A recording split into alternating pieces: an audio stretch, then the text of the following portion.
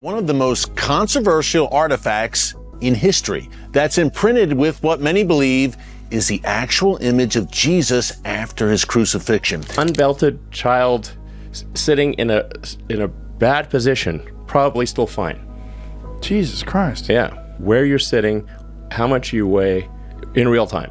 Brace yourself for a glimpse into an entirely new vision of Jesus Christ, backed by science and archaeology, forever changing history itself today. You'll never guess the shocking truth Elon Musk uncovered. The principles that Jesus advocated. You know, if Jesus is saving people, I mean, I wouldn't stand in his way, you know, like, that'll be true. In a groundbreaking forensic study, Musk and his expert team peeled back centuries of Western bias, revealing a Jesus that looks nothing like the pale figure in stained glass windows. This jaw-dropping reconstruction and the historical evidence supporting it could rewrite everything you believe about the Messiah's appearance. Traditional white Jesus myth.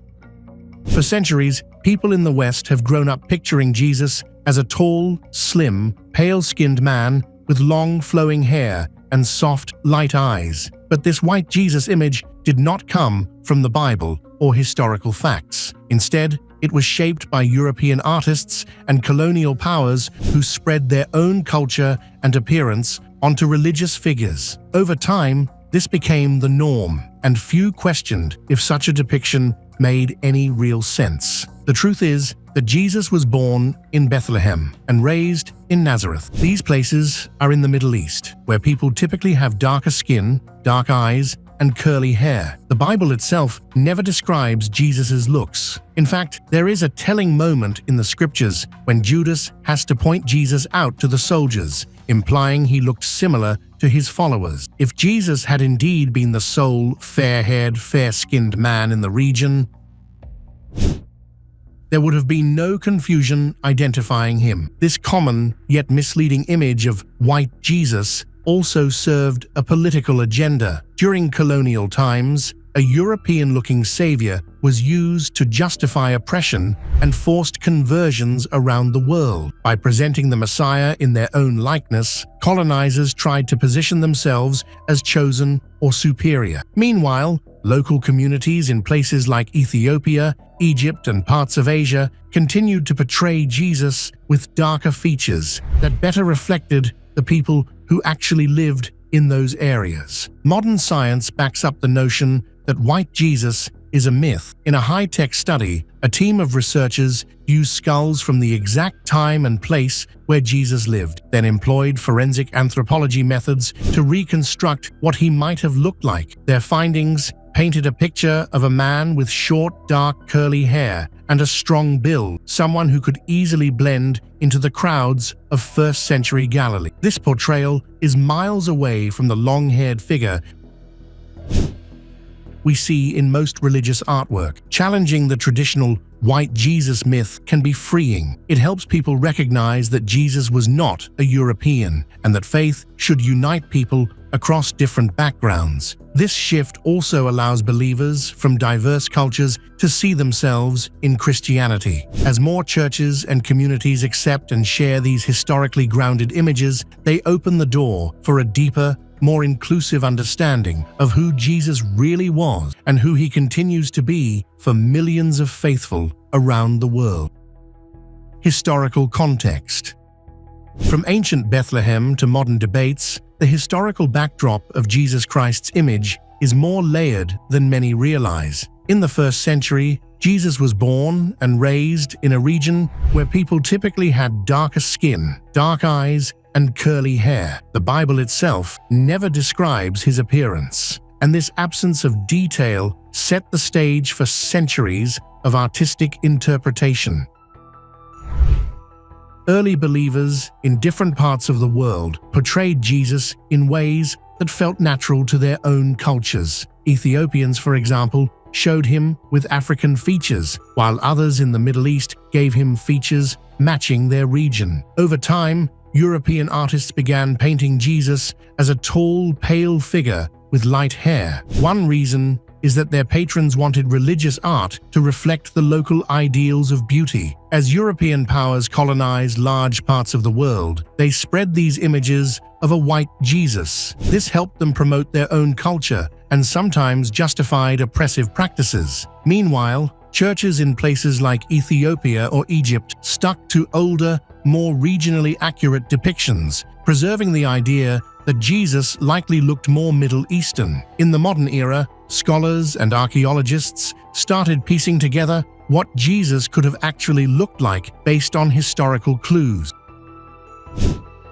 They found old bones and studied the physical traits common in the ancient Near East. Early Christian writings also gave small hints. For instance, the story of Judas having to identify Jesus suggests he blended in with other local men, rather than standing out as someone with European features. Even biblical passages about men's hairstyles hinted that Jesus probably had short, curly hair, not the long locks seen in classic Western paintings. Today, thanks to advanced research, we know that the white Jesus is more of an artistic invention than a solid historical fact. Yet this image remains widespread in religious art, stained glass windows, and popular media. Many believers are now open to seeing Jesus through a more historical or culturally diverse lens, realizing that faith transcends any single ethnic or racial look. Whether in black churches in the United States, Ethiopian cathedrals,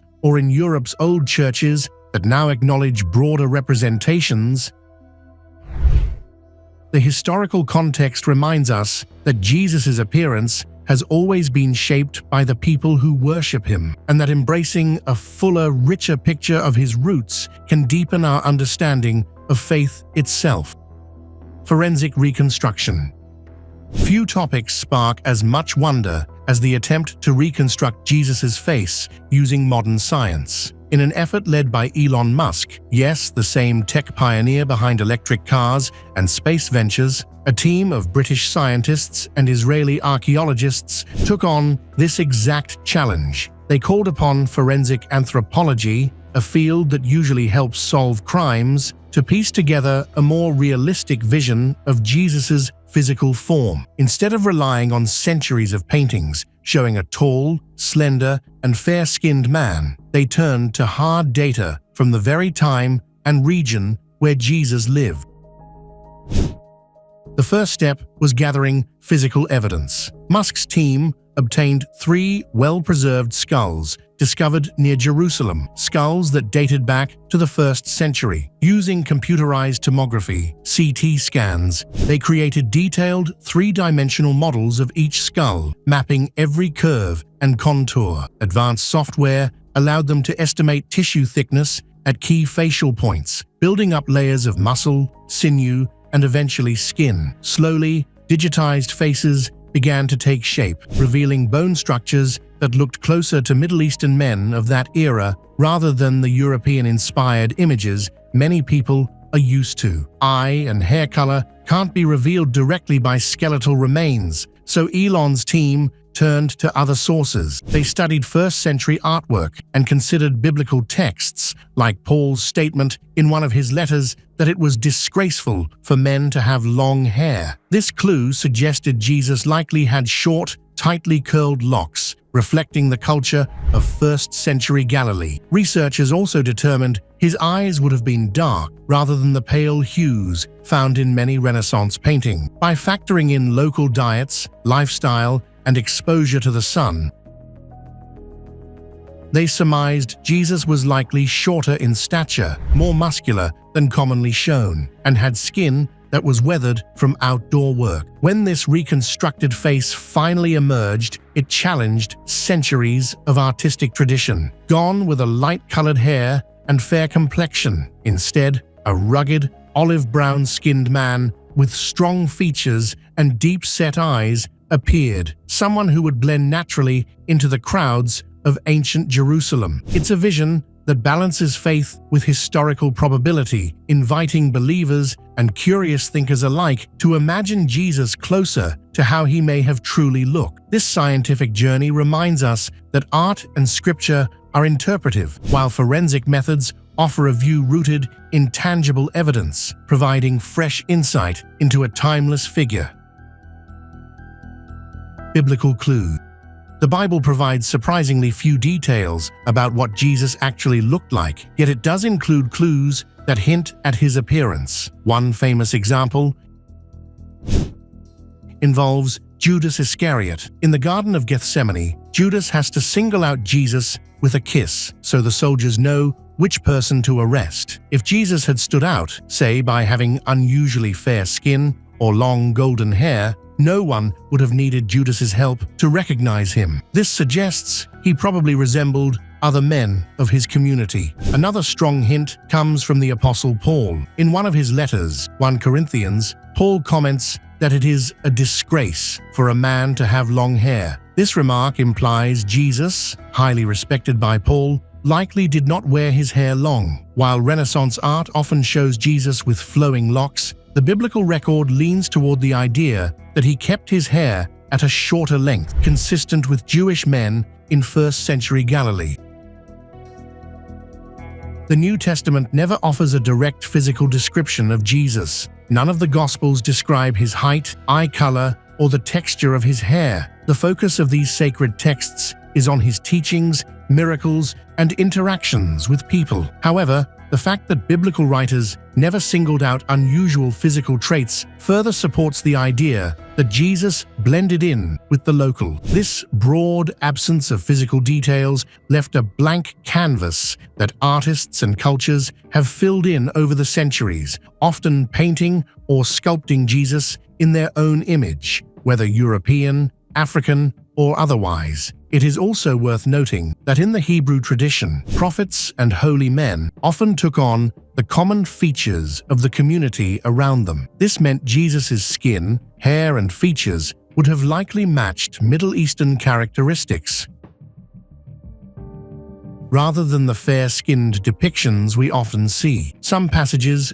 reference him living an outdoor life, preaching in the open, walking through deserts, and traveling on foot. Such an active lifestyle would have left him tanned and likely robust in build, not the fragile figure shown in certain older European artworks. Though the Bible does not outright describe Jesus' appearance, these scattered clues, Judas's need to identify him, Paul's teaching on men's hair, and the absence of any mention of unusually fair or striking features point to a man who would have looked very much at home in first-century Judea, short-haired, darker-skinned, and part of the everyday crowd. Diverse cultural depictions. Different cultures have long imagined Jesus in ways that reflect their own histories and heritages, leading to an incredible variety of depictions around the world. In the Church of the Holy Sepulchre in Jerusalem, revered as the site of Jesus' crucifixion and resurrection, visitors might notice artwork showing a dark-skinned Christ. These images depart from the white, blue-eyed figure so common in Western art,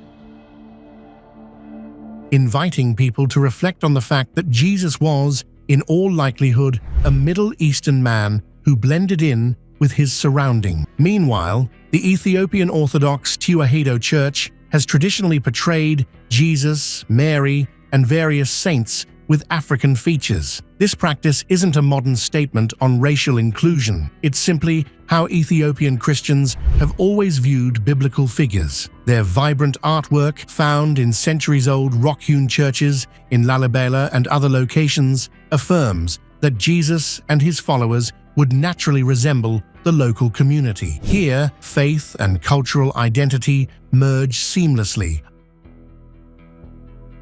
upholding a version of Jesus that has little in common with the pale figure found in European Renaissance paintings. Another significant example comes from Mexico, where Our Lady of Guadalupe, the dark-skinned Virgin Mary, has become a vital symbol of identity and resistance for indigenous people. In a land colonized by Europeans, this depiction of a brown-skinned Mary, said to have appeared in 1531 to an indigenous man named Juan Diego, became a testament to faith that resonated profoundly with those who felt excluded by traditional European imagery. The Basilica of Our Lady of Guadalupe, now draws millions of pilgrims each year, all finding comfort and pride in an icon who looks like them. Similar stories of reclaiming Jesus in a more culturally relevant form appear in Black American churches too. The Shrine of the Black Madonna specifically depicts Jesus and Mary with African features. In Chicago's St. Sabina Catholic Church, Black religious art is proudly displayed, reinforcing a sense of belonging and identity for its congregation. Such depictions challenge a narrative shaped by colonialism, imperialism, and centuries of Eurocentric art. Instead, they return Jesus to his roots as someone whose skin color and physical traits reflect the region he came from, and invite believers everywhere to see themselves as fully embraced in their faith. Through these diverse expressions, Christians worldwide highlight the idea that Jesus belongs to everyone, regardless of culture or race, and that art can serve as a powerful bridge between history, identity, and belief. Colonial influence. Colonial powers didn't just move goods and armies across the world, they also carried ideas and images. One of the most powerful symbols they spread was the fair-skinned, light-haired version of Jesus. This picture of Christ served more than a simple religious purpose. It acted as a tool to justify the actions of colonizers who claimed their ways were supported by a savior that looked just like them. When they entered lands in Africa, Asia, and the Americas, they brought along these white portraits of Jesus, presenting him as the only true image, an image that fit their own culture and skin tone. However, in regions that had known Christianity for a long time, like Ethiopia, people never saw Jesus as pale. Their churches have always depicted him with darker skin and African features. These communities did not need colonizers to bring them faith. They already had it.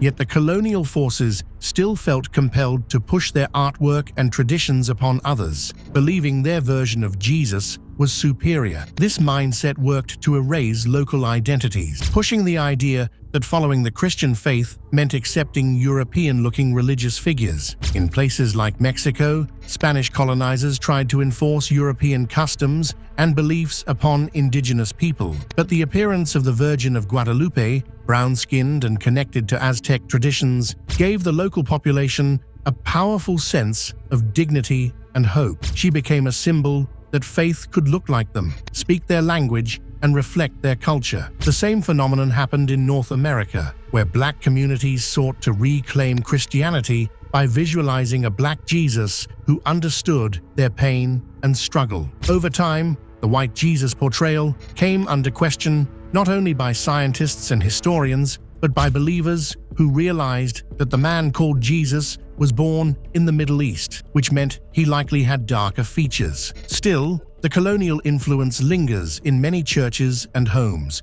with statues and paintings reinforcing an old message that Christ is white and, by extension, more civilized or right. Today, more people are becoming aware of how this image was used to support unfair power structures and cultural dominance. By featuring diverse representations in sacred art, whether in African, Latin American, or Asian styles, communities are reversing centuries of colonial imagery. They are reminding the world that faith is not tied to race, and that the true Jesus shares a face with every group of believers, no matter their background. Our Lady of Guadalupe. Our Lady of Guadalupe holds a special place in the hearts of millions of people, especially in Mexico. Unlike the fair-skinned European images of Mary that Spanish colonizers spread in the 16th century, she is depicted with dark skin and indigenous features. Her story begins in 1531, when an indigenous man named Juan Diego saw an astonishing vision on Tepeyac Hill, just outside what is now Mexico City. He encountered a woman who spoke to him in his own language, Nahuatl, and she told him to go to the Spanish bishop and ask for a church to be built in her honor. Naturally, the bishop was skeptical, but then came the miracle. As proof, the dark-skinned Virgin Mary caused roses to bloom in the middle of winter on that very hill. When Juan Diego collected these roses in his cloak and presented them to the bishop, he discovered another wonder. The Virgin's image, complete with her dark complexion and indigenous attire,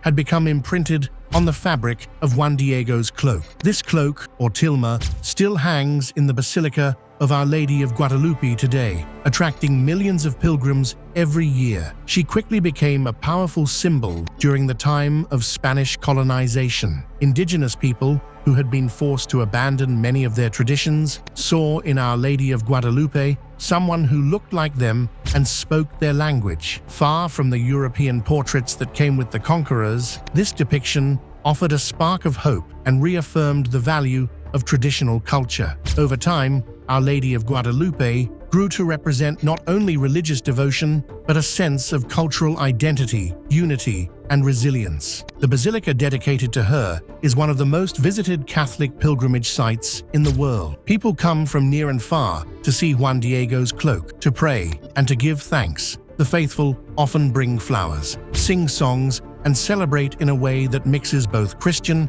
and indigenous customs. It is a remarkable fusion of old and new traditions, one that reminds visitors that faith can bridge different worlds. Our Lady of Guadalupe's story stands as a powerful counterbalance to the colonial mindset that once insisted on a European image of the Virgin Mary. She shows that faith transcends borders and languages. By appearing as an indigenous woman speaking the local tongue, she affirmed that everyone has a place in the spiritual narrative, no matter their ethnic background. In this way, Our Lady of Guadalupe continues to serve as a beacon of hope, pride, and unity for countless believers. Shrine of the Black Madonna. The Shrine of the Black Madonna is a powerful example of how faith can intersect with cultural identity. Founded in the 1960s by Reverend Albert B. Klieg Jr., who later took the name Jaramogi Abebe Agyemang, it emerged during a crucial era of the American civil rights movement. This church is part of the Pan-African Orthodox Christian Church, focused on restoring a sense of pride and heritage to Black communities by depicting biblical figures, including Jesus and Mary, with African features. From the moment you walk into the Detroit location, which opened in 1967, the bold artwork commands attention. Paintings and statues present Jesus not as the traditional fair-skinned figure, but as a Black man, while Mary, often called the Black Madonna, appears with dark skin, afro-textured hair, and unmistakably African facial features. These images can feel transformative for those who have spent a lifetime seeing religious figures that do not resemble them. Instead of distant European saints, believers now encounter holy figures who look like their own neighbors, friends, or family members. The shrine is more than just a house of worship. It is a community center. Over the years, it has expanded to cities such as Atlanta and Houston, each location offering services that focus on education, family support, and cultural awareness. Congregants attend programs that discuss Black history, social justice, and economic empowerment, all framed within a biblical context. Events like lectures, group discussions, and charitable drives are designed to uplift local residents, reinforcing a shared sense of responsibility and unity. Reverend Klieg saw the European depiction of Jesus as a symbol used historically to uphold white supremacy. By centering the Black Madonna and Christ figures in their murals, stained glass windows, and altarpieces, the church reclaims these central icons of Christianity for African Americans. It challenges old assumptions and asserts that faith can be a tool for liberation rather than oppression. Visiting the Shrine of the Black Madonna can be an eye-opening experience, even for non-members. The spiritual energy and cultural pride create a welcoming atmosphere. Many say it gives them a renewed belief in the power of religion to unify rather than divide. At its core, the church promotes an inclusive understanding of Christianity, one that honors the diversity within the global Christian community and reminds visitors that images of the divine can and should reflect the people who worship. Representation in major churches.